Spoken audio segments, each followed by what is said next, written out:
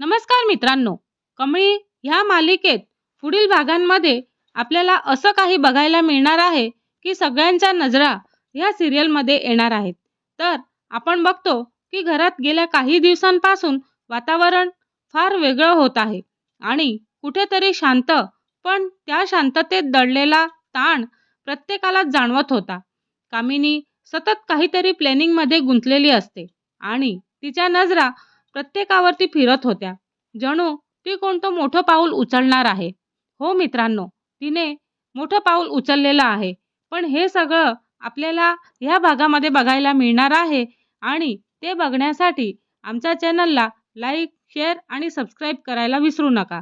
तर आपण बघतो की एके दिवशी सकाळी अचानक दाराची बेल वाजते आणि सगळेजण नेहमीसारखेच आपापल्या कामामध्ये बिझी असतात. पण त्या बेलने जणू सगळ्या घराचं नशीबच बदललेलं होतं. डिलिव्हरी बॉय हातात मोठा बॉक्स आणि भडक सोनेरी रंगाचा हा बॉक्स घेऊन उभा होता आणि तो म्हणतो, "मॅडम कामिनी यांच्या नावाने हे पार्सल आहे." कामिनी दुरूनच म्हणते, "अरे हो, माझंच आहे. आत आण बेटा." तेव्हा सगळ्यांच्या नजरा एकमेकांकडे होतात आणि काय असेल यात असं सगळ्यांना आश्चर्य वाटतं. तेव्हा हा बॉक्स उघडतो आणि क्षणभरातच त्याच्या हातून वस्तू जमिनीवरती पडतो. मग लग्नपत्रिका असते. ती असते लग्नपत्रिका. हो, पण ती कोणाची? जाड, जांभळ्या आणि सोन्याच्या बॉर्डरने सजलेली, मोठ्या अक्षरात त्याचे नाव चमकतं आणि ते नाव असतं ऋषी आणि अनिका यांचा शुभविवाह. घरभर अवाक शांतता पसरलेली आहे. अन्नपूर्णाच्या हातातून पाण्याचा ग्लास खाली पडतो आणि राजन पण हादरलेला असतो. जणू शब्द पण त्याचे हरवलेलेच होते. तो थरथरत्या आवाजामध्ये विचारतो, "कामिनी आत्या, हे काय वेडेपणा आहे?" कामिनी चेहऱ्यावरती जिंकलेल्या भावाने म्हणते, "वेडेपणा नाही राजन, आनंद. आनंद म्हण. आपल्या घरात आनंद आलेला आहे. खूप वर्षांनी ह्या घरात लग्नाचा साज चढणार आहे." ऋषी धावतच हा कार्ड उचलतो आणि म्हणतो, "लग्न? आणि तेही माझं? आणि मला कळलंही नाही." कामिनी डोळे मोठे करून गर्वाने म्हणते, "सर्व निर्णय मुलं नाही, मोठे लोक घेतात. आणि मला ठाऊक आहे ऋषी, तू होकारच देशील." तेव्हा ऋषी गुरगुरतो आणि मनात म्हणतो, "तू कोण आहेस माझे आयुष्य ठरवणारी?"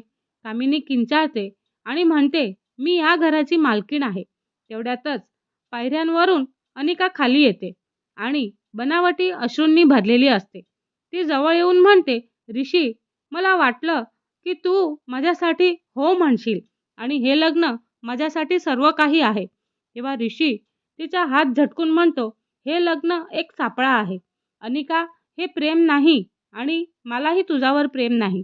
कामिनी पुढे येऊन राजनच्या डोळ्यात डोळे घालून म्हणते, "हे लग्न होणार म्हणजे होणार."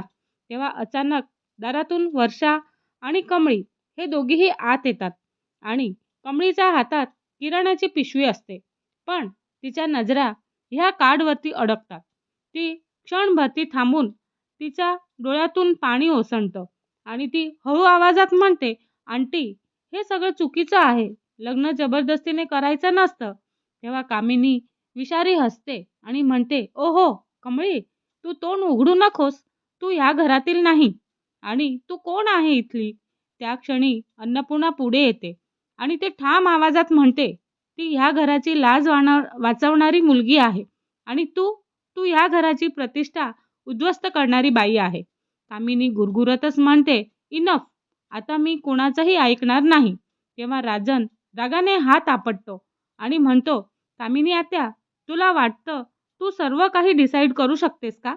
तर ऐक, ह्या लग्नाआधी मी तुला घटस्फोट देणार नाही आणि रागिणीला हे तू सांग." सगळे थबकतात आणि कमळी थरथरते. तेव्हा अनिका घाबरून कामिनीचा हात पकडते. तेव्हा कामिनी हसते आणि म्हणते, "भयानक, खतरनाक हसू. घटस्फोट? आणि चांगला आहे. घटस्फोट द्या आणि सगळं मालमत्ता आम्हालाच मिळेल आणि मी दाखवते तुम्हा सर्वांना ह्या घराची खरी मालक कोण आहे." तेव्हा राजन तडक आवाजात म्हणतो, "मालकीण ती नसते जी घरावरती हुकूम चालवते. मालकीण ती असते जी घराला सांभाळते." तेव्हा कामिनी किंचाळते आणि म्हणते, "युद्ध सुरू झालेलं आहे आणि जिंकणार मीच. तेव्हा ऋषी कमळीचा हात घट्ट पकडतो आणि तिच्या डोळ्यांकडे बघत, मी तुझं रक्षण करेल आणि काहीही झालं तरीही मीच तुझं रक्षण करेल, असं तो म्हणत असतो. इकडे राजनच्या चेहऱ्यावरती व्यथित, तुटलेला पण लढायला तयार असे व्यथा त्याच्या चेहऱ्यावरती दिसत असतात.